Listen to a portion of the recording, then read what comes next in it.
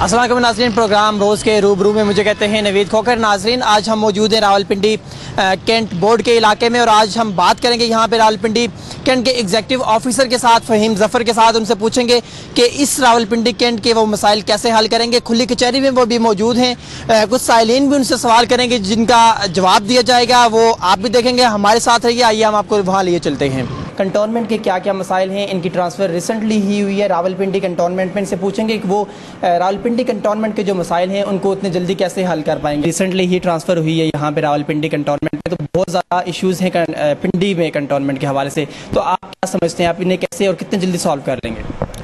Resolve चाहिए और इंशाल्लाह रिज़ॉल्व है, और हमने दिन रात काम करने का आगाज़ कर दिया है। हमारी गार्डन ब्रांच पहले ही 2 शिफ्टों में काम कर रही है। सफाई का निज़ाम भी हम इसी तरह इंशाल्लाह लेकर आएंगे डबल शिफ्ट के ऊपर, और पूरे स्टाफ को मोटिवेट किया है। उसके अलावा हम सिर्फ काम करने वाले अहल लोगों को सिर्फ ऊपर लेकर आ रहे हैं, जो नाअहल हैं, सिफारशी हैं, उन लोगों को हम साइड पे कर रहे हैं। तो एक वर्किंग एनवायरनमेंट हम एक अच्छा कंड्यूसिव दे रहे हैं अपने स्टाफ को, और उस वजह से मुझे उम्मीद है और यकीन है कि पिंडी के अवाम ने अभी भी तब्दीली महसूस की होगी, और इंशाल्लाह हर आने वाले दिन में ये तब्दीली बहुत बेहतर से बेहतर होती जाएगी।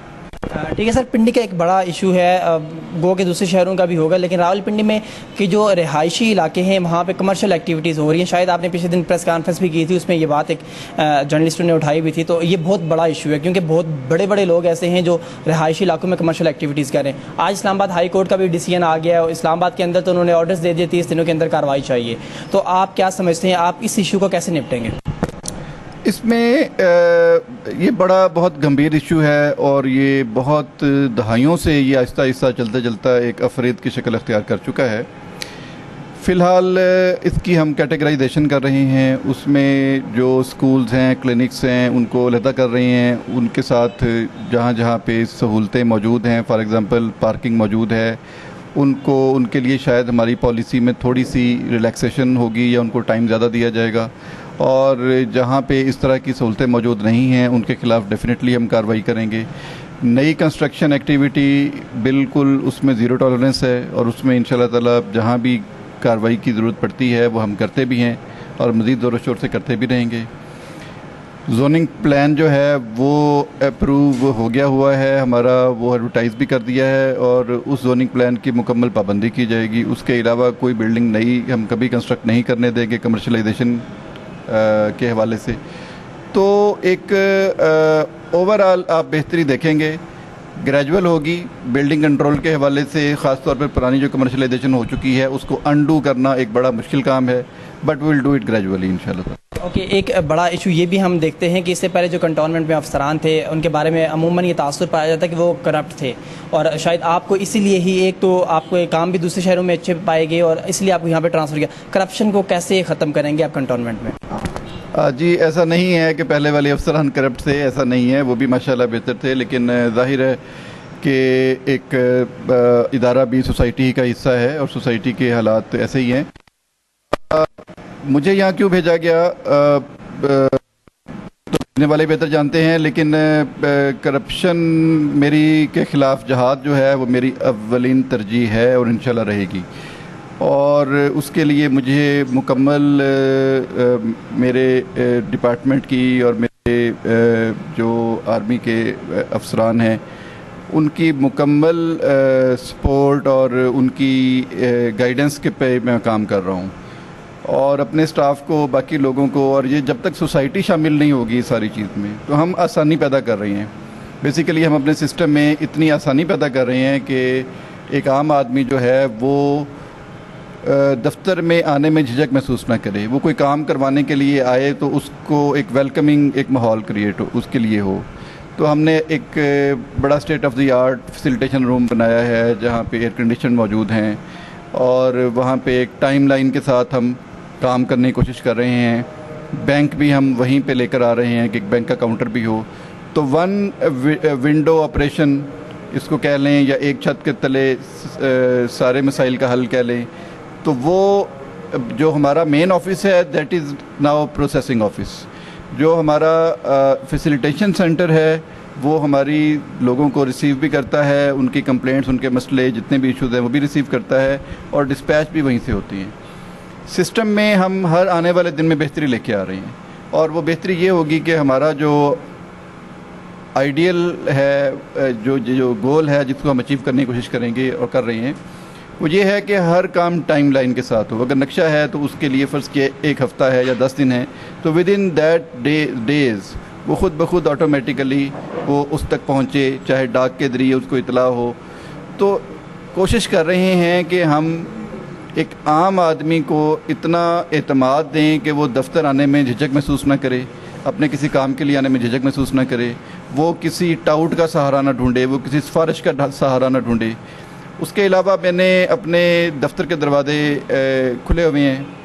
میرا ٹیلی فون نمبر ہر جگہ پہ ڈسپلیڈ ہے, ہاسپٹل میں, تمام فلٹریشن پلانٹس کے اوپر, فیسیلیٹیشن سینٹر میں. تو وہ لوگ میرے سے ڈائریکٹ بھی رابطہ کرتے ہیں, مجھے میسیجز آتے ہیں, مجھے کوئی بھی ایشو ہوتا ہے میرے تک پہنچتے ہیں. اور یہ رسپانسونیس ہے اور ایک خود احتسابی کا نظام ہے جو ہم نے قائم کیا ہے اللہ تعالیٰ کی مہربانی سے.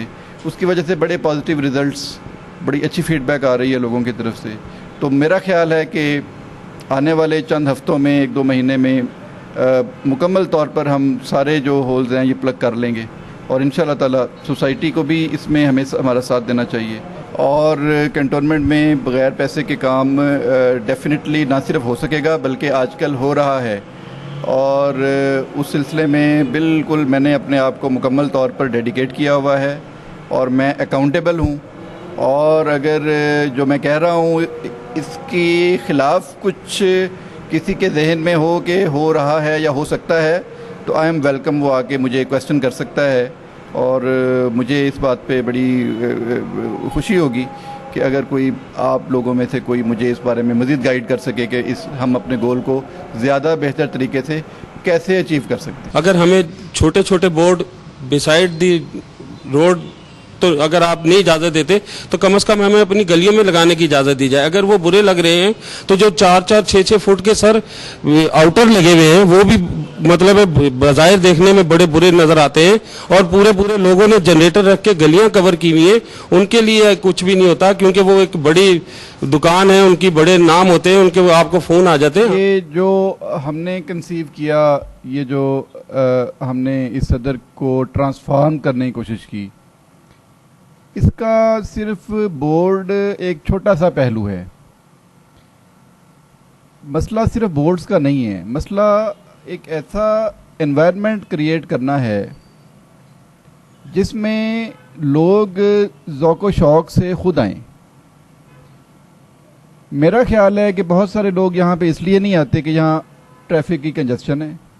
بہت سارے لوگ یہاں پہ اس لیے زیادہ ٹائم سپینڈ نہیں کرتے کہ یہاں پہ فٹ پاتھوں پہ چلنے کی جگہ نہیں ہے, یہاں پہ گندگی ہے, یہاں پہ ٹوائلٹس نہیں ہیں, یہاں پہ صفائی نہیں ہے.